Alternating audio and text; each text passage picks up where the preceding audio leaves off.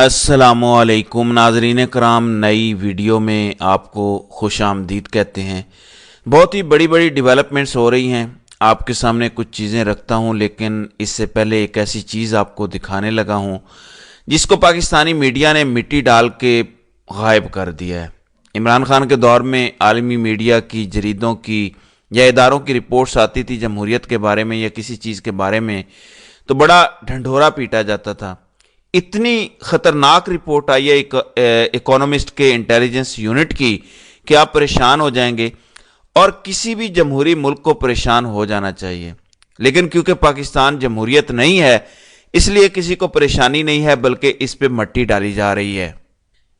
ناظرین اکرام، اکانومسٹ کے intelligence unit یعنی EIU نے یہ رپورٹ دی ہے جس میں پاکستان کی جمہوریت کی ریٹنگ کو ڈاؤن گریڈ کر کے اتھارٹیرین رجیم قرار دے دیا گیا ہے، یعنی پاکستان ایک ہائیبرڈ نظام سے ڈاؤن گریڈ ہو کے آمریت میں داخل ہو گیا ہے۔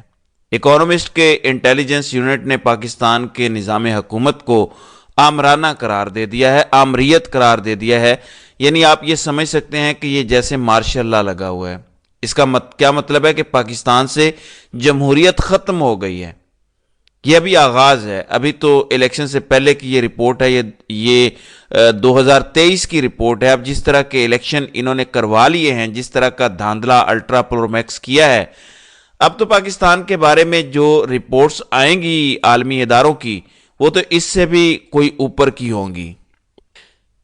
یہ پاکستان کے لیے لمحہ فکریہ ہے، کیونکہ اتھارٹیرین رجیمز کے ساتھ عالمی ادارے جیسے IMF یا ورلڈ بینک ہو گیا، یہ تعاون کرنے سے گھبراتے ہیں۔ آخر کب تک جو بائیڈن ان کو بچاتا رہے گا، اور اگر ڈونلڈ ٹرمپ آ گیا تو اگلے سال ان کا کیا ہوگا؟ یہ ہے کہانی۔ فضل الرحمان سے تحریک انصاف کا وفد کل جا کے ملا، جس میں بیرسٹر گوہر شامل نہیں تھے، حالانکہ تحریک انصاف کے ایکٹنگ چیئرمین بیرسٹر گوہر ہیں، لیکن وہ خود نہیں گئے۔ فضل الرحمان سے انتخابات میں دھاندلی کے ساتھ مل کے کوئی لاہے عمل بنانے کی شاید بات ہو رہی ہے، لیکن تحریک انصاف یہاں اگر کوئی ٹرک مس کر رہی ہے تو مجھے نہیں پتا۔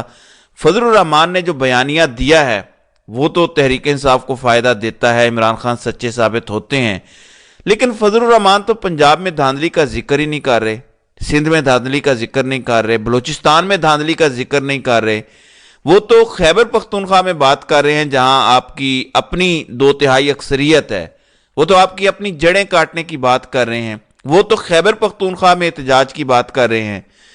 تو تحریک انصاف کو یہاں پہ سوچنا چاہیے کہ علیم خان کے چینل پہ اس ندیم ملک کے پروگرام میں جو کچھ دن پہلے کس طرح کی ہرزہ سرائی کر رہا تھا بشرا بی بی اور عمران خان کے خلاف، وہ اچانک فضل الرحمان کو پورا ایئر ٹائم دیتے ہیں، اور وہاں پہ فضل الرحمان کہتے ہیں کہ باجوہ اور فیض حمید نے یہ کر دیا وہ کر دیا۔ تو اس گیم کے پیچھے کچھ اور گیم ڈالی جا رہی ہے، کوئی بارگیننگ ہو رہی ہے پردے کے پیچھے، اور اس کے ساتھ ہی پہلا نتیجہ یہ آنا شروع ہوا ہے۔ فضل الرحمان کے بیٹے کی جو ہاری ہوئی سیٹ ہے اس پہ اب چند پولنگ سٹیشنز پہ دوبارہ پولنگ کرانے کا کہا جا رہا ہے کہ 19 تاریخ کو اس پر پولنگ ہوگی۔ خبر تو یہی آ رہی ہے، ویسے میں یہ کنفرم نہیں کر سکا، تو کوشش ہے کہ کسی طریقے سے یہ سیٹ ان کو واپس دلا دی جائے۔ مقصد یہ ہے کہ فضل الرحمان کو تھوڑی سی ٹھنڈ پڑ جائے کہ میرے بچے کی سیاست تو بچ گئی ہے، کیونکہ یہ جتنے سیاستدان ہیں جو ایکسپائر ہونے والے ہیں سیاسی طور پر یا ہو گئے ہیں، وہ اپنی اولاد کا مستقبل محفوظ کرنا چاہتے ہیں۔ فضل الرحمان کی ایک ڈیمانڈ یہ بھی ہو سکتی ہے کہ کم از کم میری اولاد کا مستقبل تو محفوظ کرو۔ ظاہر ہے کہ وہ خیبر پختونخوا میں بڑا حصہ چاہتے ہیں کہ اگر آپ نے بلوچستان میں دھاندلی کر لی، سندھ میں دھاندلی کر دی، پنجاب میں تو ڈاکہ الٹرا پرو میکس مار دیا آپ نے، تو آپ خیبر پختونخوا میں بھی ڈاکہ مار دیتے، یہاں کیوں نہیں کیا آپ نے؟ میں کوئی آپ کا ستیلا تھا؟ یہ ہے اصل لڑائی۔ اور پھر صدارت کا آپ کو پتا ہے کہ ایک وعدہ کیا گیا تھا وہ پورا نہیں ہوتا، تو فضل الرحمان کچھ اور بھی بینز سپل کر سکتے ہیں، ہمیں انتظار کرنا چاہیے۔ تحریک انصاف ان کی باتوں سے فائدہ ضرور اٹھائے، لیکن ان پہ بھروسہ نہ کرے۔ یہ وہ لوگ ہیں جن کا جمہوریت سے کوئی تعلق نہیں ہے۔ دیکھیں، بنجر زمین غلہ اگل سکتی ہے، عامر فاروق اور قاضی انصاف نہیں کر سکتے۔ نواز شریف، زرداری، فضل الرحمان کا جمہوریت سے کوئی تعلق نہیں ہے، یہ کبھی جمہوری نہیں ہو سکتے، اور عمران خان کبھی بھی کوئی ڈیل نہیں کر سکتے، کمپرومائز نہیں ہو سکتے۔ یہ وہ اٹل چیزیں ہیں، ان میں کوئی فرق اور تبدیلی نہیں آ سکتی، کیونکہ انسان کی بنیادی نیچر تبدیل نہیں ہوتی، یہ ان لوگوں کی نیچر ہے سب۔ دوسری جانب آج ممکنہ طور پر انٹرنیشنل میڈیا اور لوکل میڈیا کو پوری پریزنٹیشن دی جائے گی، وائٹ پیپر جاری کیا جائے گا، فارم 45 ساتھ میں جاری ہوں گے، اور یہ پریزنٹیشن سلمان اکرم راجہ دیں گے۔ جیسے وہ عدالت میں کیس لڑتے ہیں، ایسے ہی وہ تحریک انصاف کا کیس عالمی میڈیا کے سامنے پیش کرنے جا رہے ہیں۔ اسے یقیناً طاقتور حلقوں کو تکلیف پہنچے گی، کیونکہ وہ ایک کمزور وکٹ پر کھڑے ہیں۔ میں ابھی دیکھ رہا تھا، انتخابی امور کے ماہر سرور باری نے کہا ہے کہ ہم نے مختلف 4 رینڈم حلقے چوز کر کے ان کے فارم 45 کا آڈٹ کیا ہے۔ ان کے مطابق اس کے مطابق وہ یہ کہتے ہیں کہ جہاں تحریک انصاف کو 54% ووٹ پڑا اور نون لیگ کو اگر 26% ووٹ پڑا تو یہ ادلا بدلا کر دیا گیا، یعنی تحریک انصاف کا کم کر دیا گیا 50% اور نون لیگ کا بڑھا دیا گیا۔ وہ کہتے ہیں کہ تمام ایسے حلقوں میں یہی سب کچھ ہوا ہے کہ تحریک انصاف کا کم کیا گیا اور نون لیگ کا بڑھایا گیا۔ یا تو تحریک انصاف کا اتنا رہنے دیتے، نون لیگ کا بڑھا دیتے، لیکن تحریک انصاف کا باقاعدہ کم کیا گیا اور نون لیگ کا بڑھایا گیا، تو اتنے بڑے لیول پہ وارداتیں ڈالی گئی ہیں۔ وہ کہتے ہیں کہ ایسی دھاندلی کی ہے جو پاکستان کے تاریخ میں کبھی نہیں ہوئی، اور یہ ان کے لیے چھپانی مشکل ہو رہی ہے۔ اس لیے ابھی بریگیڈیئر گھمن جو NA-74 سے جیتے ہیں، ان کو اغوا کیا گیا ہے۔ کل ان کے حوالے سے ایک ویڈیو آئی تھی جس میں انہوں نے کہا تھا کہ یہ جو کہا جا رہا ہے کہ میں نے نون لیگ جوائن کر لیا، میں نے نہیں کیا، اب کل ان کو اغوا کر لیا گیا، تو جتنی اغوا کاریاں ہو سکتی ہیں وہ کی جائیں گی۔ ایسے میں مراد سعید کا ایک ٹویٹ آیا ہے جو میں آپ کے سامنے پڑھ کر سنانا چاہتا ہوں۔ یہ بڑا اہم ٹویٹ ہے کہ عمران خان اور بشرا بی بی کو کس طرح کی دھمکی دی گئی تھی، ایجپشن ماڈل کی دھمکی دی گئی۔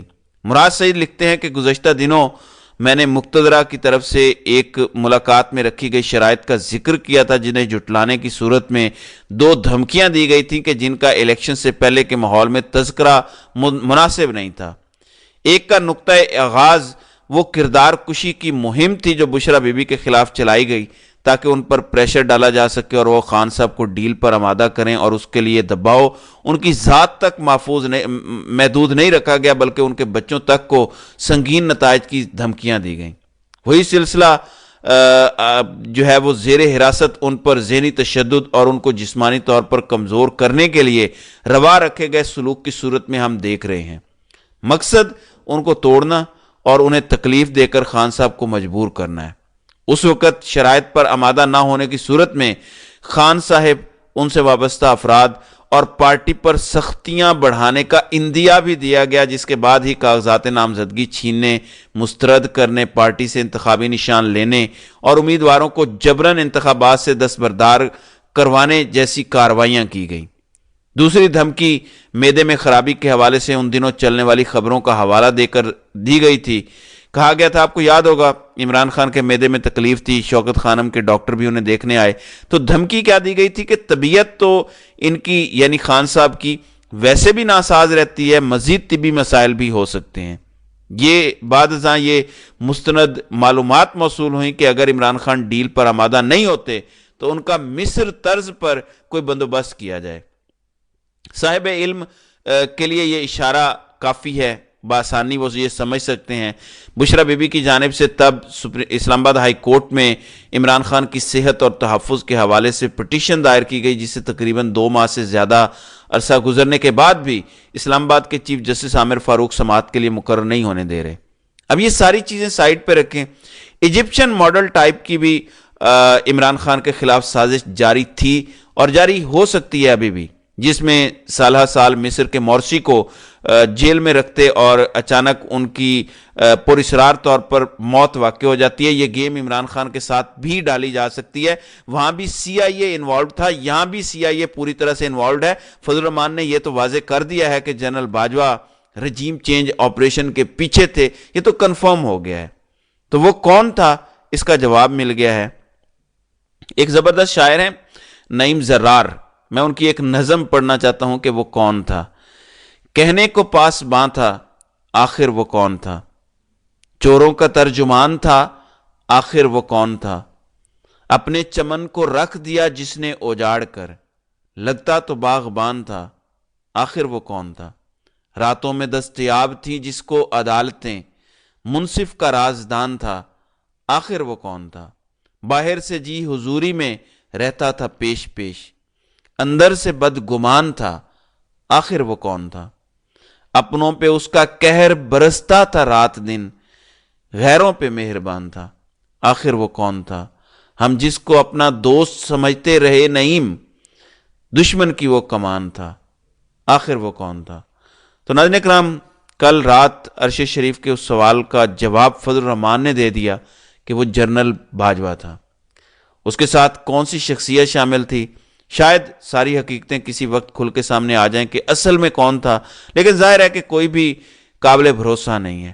یہی وجہ تھی کہ میں اپنی ویڈیوز میں کہا کرتا تھا کہ خان صاحب، بچھو یا سانپ پہ بھروسہ کر لینا، ان پہ بھروسہ نہ کرنا، یہ جھوٹ بولتے ہیں، یہ وفادار نہیں ہیں۔ اب تو ہمیں یہ بھی پتہ چل گیا کہ انہوں نے ایسی اندھیر نگری مچائی ہے کہ اکانومسٹ کے انٹیلیجنس یونٹ کو، جو پاکستان کے ہائیبرڈ نظام کو اتھارٹیرین نظام والی ریٹنگ دے دیتے ہیں، تو مجبور کر دیا گیا ہے یہ ریٹنگ دینے پہ۔ اس قدر ظلم ڈھایا گیا ہے، اس قدر جبر کیا گیا ہے، اس قدر پابندیاں لگائی گئی ہیں، یہ کوئی معمولی بات نہیں ہے۔ اکانومسٹ کے انٹیلیجنس یونٹ کی یہ رپورٹ عالمی سطح پہ بھی جائے گی، آپ دیکھیں گے کہ دنیا کی تمام حکومتیں اس کو دیکھیں گی، یہ بات یونائٹڈ نیشنز تک بھی جائے گی، یہ ایسے ختم نہیں ہوگی۔ پاکستان کو وہ نقصان یہ پہنچا رہے ہیں کہ جس وقت امریکہ کا یہاں پہ مفاد ختم ہوگا، اور ہو جائے گا ختم بہت جلدی، یہ ایک دو جنگیں جو چل رہی ہیں ختم ہونے دیں، امریکہ ان پہ پابندیاں لگائے گا، بالکل اسی طرح جیسے افغان جنگ ختم ہونے کے بعد پابندیاں لگائی تھی، بالکل اسی طرح جس طرح افغان جنگ نمبر 2 ختم ہونے کے بعد پابندیاں لگائیں اور ہماری ملٹری ایڈ اب تک بند ہے، یہ آپ پہ مزید پابندیاں لگوائیں گے۔ تو اللہ تعالیٰ ہمارے ملک پر رحم کرے، آمین۔ تو ناظرین کرام، آپ کی اس ویڈیو کے حوالے سے کیا رائے ہے؟ آپ اپنی رائے کا اظہار کامنٹ سیکشن میں ضرور کیجیے گا۔